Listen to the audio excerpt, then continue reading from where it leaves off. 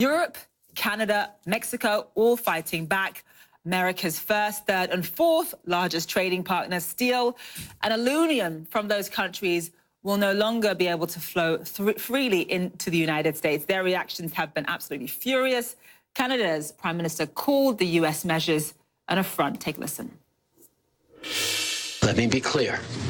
These tariffs are totally unacceptable. These tariffs are an affront to the long-standing security partnership between Canada and the United States, and in particular, an affront to the thousands of Canadians who have fought and died alongside their American brothers in arms.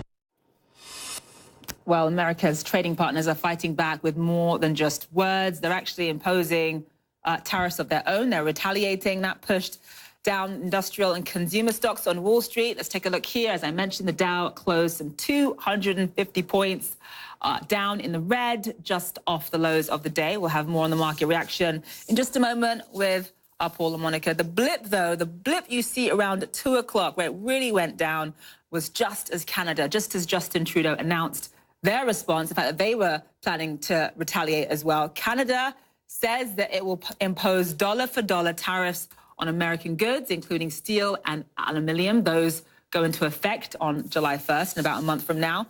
And Mexico announced equivalent measures on items like steel, pork, and produce. Those will remain in force until the U.S. drops its own tariffs. And the EU is moving ahead with tariffs on some $7.5 billion worth of American goods. It will also lodge a case at the WTO as well. The president of the European Commission, Jean-Claude Juncker, said Europe simply could not let the US action go unanswered. This is a bad day for the world trade. What they can do, we are able to do exactly the same. It's totally unacceptable that a country is imposing unilateral measures when it comes to world trade. And on top of all of this, President Trump wants new measures on German car makers. According to a report, it sent the country's auto stocks plunging into the red. You see Volkswagen there down 2.25%, BMW down about 1%, Daimler also down about 2% as well. Let's get the reaction from Europe and Canada. We've got Tika Schubert, who's joining us live now in Berlin. Paula Newton, though, is joining us from Ottawa. So, Paula, let me begin with you, because one of Wilbur Ross's main complaints was that he slapped on tariffs because negotiations in terms of NAFTA was taking far longer than he had anticipated. I'm just curious, aside from the whole national security argument, what has Canada's reaction been to the rationale behind these tariffs?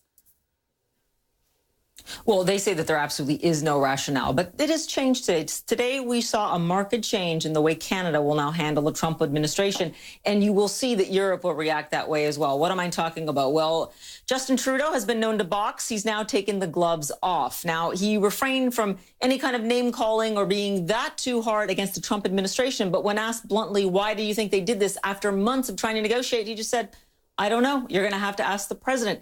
He made it clear that, look, the United States exports more than 50% of all of its steel. Where? To Canada. Now, that steel will have a 25% tariff on it as well. What does it mean, Zane? It means for a trade war, game on. What was really key here, though, going back to NAFTA, Zane, was the fact that, Justin Trudeau let it all on the table. I was willing to go to Washington this week, try and sign up a NAFTA deal. Trump and I sitting down to the table, getting it all worked out. He got a call from Mike Pence. He said that, look, without a sunset clause, something that Canada is totally against, meaning that the NAFTA deal would expire every 5 years or so, Mike Pence told him there would be no deal. And so Justin Trudeau was left hanging, and he knew where this retaliation would go from there. So Paula, then what happens next? Because Wilbur Ross has made it clear that even though these tariffs are being put in place, technically he wants the NAFTA negotiations to continue. So from the Canadian perspective, are they still holding out hope at this point?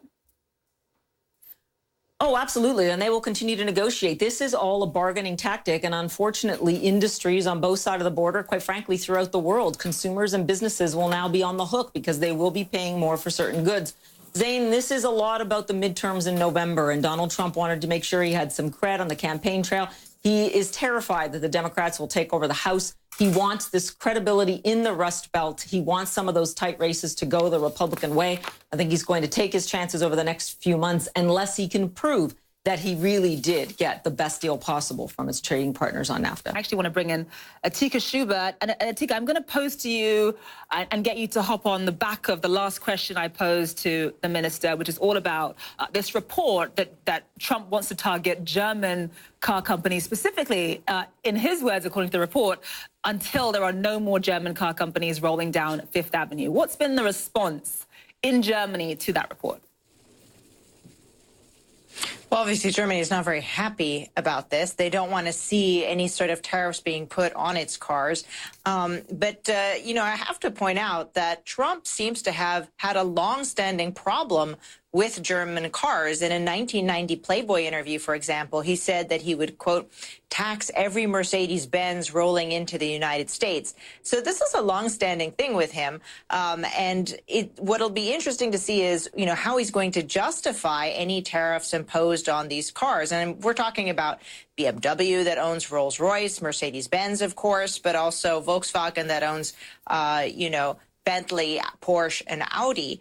Now, he's already set up an investigation saying, listen, how can we justify tariffs on luxury cars? And he wanted to do it on the issue of national security, which for Germany sounds ridiculous. And at the same time, Germany's very angry to see the tariffs imposed on aluminum and steel. They've said they're illegal and incomprehensible, and that's why they're going to be joining in this WTO legal action tomorrow. But at the same time, they don't want to see an escalation because they are worried that it could mean that President Trump goes even further and puts these tariffs on Germany's luxury cars. All right, so they're going to make a complaint to the WTO, but, a complaint to the WTO, Atika, could take 1 year, maybe 2 years, maybe even more than that to resolve. So it could be a long time before we get an answer. And then once you do get an answer, either side could end up appealing. So it could be a really long time. I mean, how long is the EU prepared to wait to resolve all of this?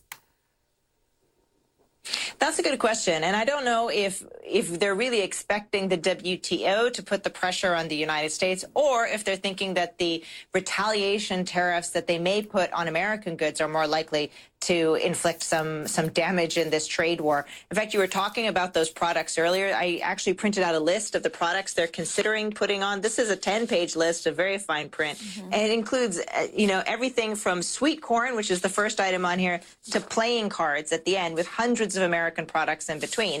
So I think this is much more likely to have an impact in pressuring the U.S. in that sense. The question is, what kind of duties are they going to put on these products? Will it be as high as 25%, such as the U.S. is doing with steel, or something less? And that's going to be the really fine balance that the EU and Germany are going to have to find. Just enough to say, listen, we're making a point and defending our own products, but not enough to sort of get to escalate the war any further with the United States.